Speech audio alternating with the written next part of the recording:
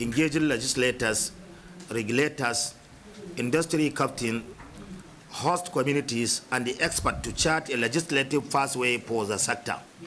The retreat was held at a critical juncture following the enactment of Petroleum Industrial Act 2021, with the aim of aligning the committee oversight function with the nation's economic and energy security goal.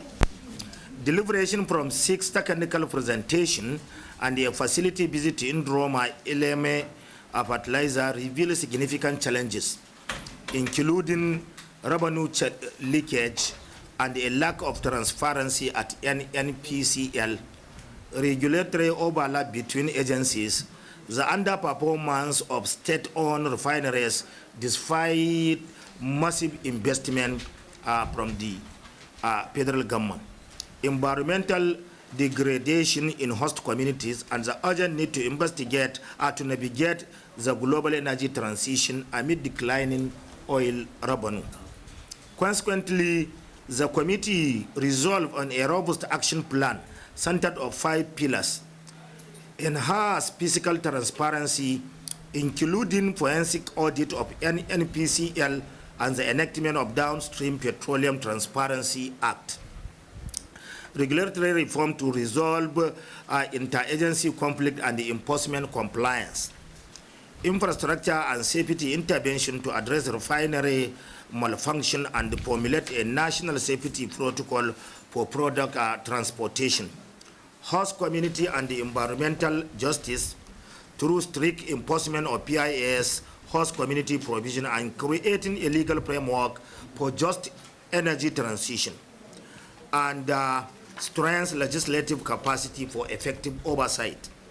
The committee is committed to translating this resolution into decisive legislative action and rigorous oversight to foster a downstream petroleum sector that is transparent, efficient, competitive, and environmentally sustainable for the benefit of all Nigeria.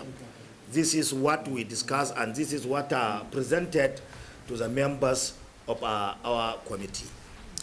It is 6 papers. We spent almost 3 days there. Therefore, as a result, we resolved that we are coming back and look into the report of the committee and arrive in a position. In our own proposal, we want to use our discussion in the retreat to come up with a work plan to the remaining last quarter of this year and, of course, the first quarter of 2026. Our main focus is PIA. There are so many challenges. The private refineries are complaining, oil marketers are complaining. Some of the stakeholders have reservation on the implementation of PIA and the content of these current laws which we are operating. And even finally, from our own part as legislators, there are some inconsistency with the Constitution of the Federal Republic of Nigeria, where the PIA, the current PIA, restrict the legislators to act on, let me say, NNPC and its subsidiaries, being a government-owned agency. Okay. So, therefore, this is our own proposal. Finally, we are proposing to have a public hearing where we will have all the stakeholders to come and discuss the PIA regime.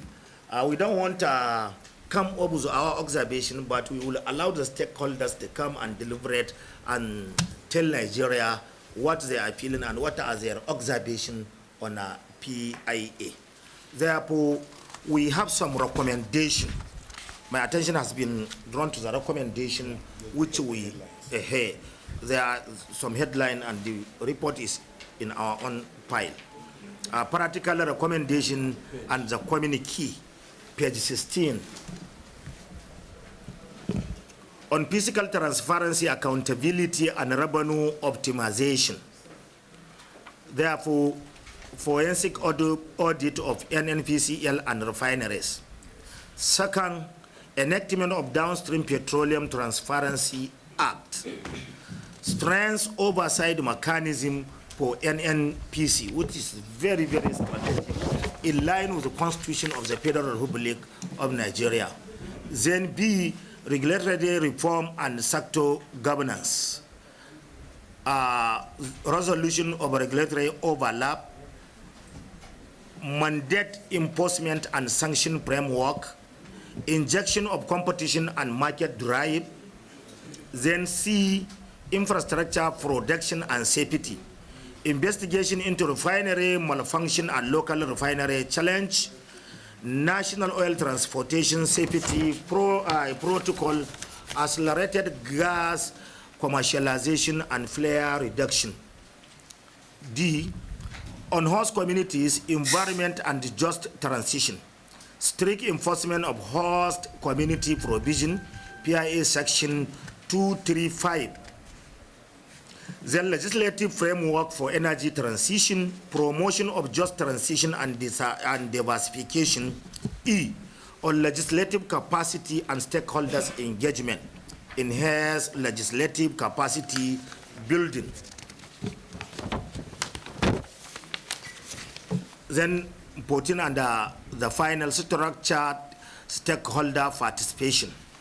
This is what we recommend at the end, as communique at the end of our retreat. This is what we are going to discuss.